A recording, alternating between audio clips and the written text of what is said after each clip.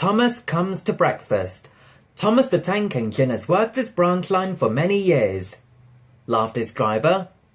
Thomas had become conceited. He didn't realize his driver was joking. He told the others. Snorted Percy. Said Toby earnestly. Boasted Thomas. It was dark next morning when the firelighter came. Thomas drowsed comfortably as the warmth spread through his boiler. He woke again in daylight. Percy and Toby were still asleep. Thomas suddenly remembered. He chuckled.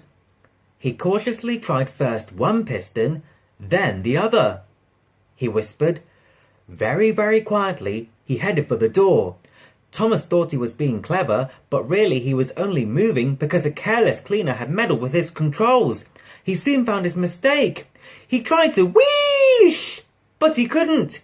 He tried to stop, but he couldn't. He just kept rolling along.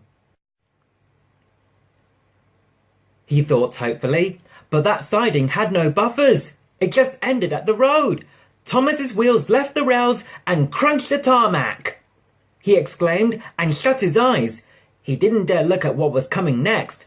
The station master's family were having breakfast. They were eating ham and eggs. There was a crash. The house rocked. Broken glass tinkled. Plaster peppered their plates. Thomas had collected a bush on his travels. He peered anxiously into the room through its leaves. He couldn't speak.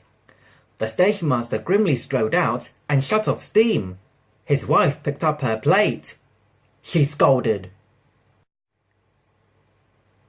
She banged the door. More plaster fell. This time it fell on Thomas. Thomas felt depressed. The plaster was tickly. He wanted to sneeze, but he didn't dare in case the house fell on him. Nobody came for a long time. Everyone was much too busy. At last, workmen propped up the house with strong poles. They laid rails through the garden, and Donald and Douglas, puffing hard, managed to haul Thomas back to the yard. His funnel was bent.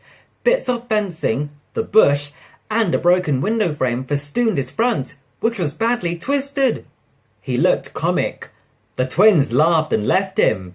He was in disgrace. Thomas's voice was muffled behind his bush. Faltered Thomas. Said the Fat Controller. Thomas spluttered. The Fat Controller turned on his heel and sternly walked away.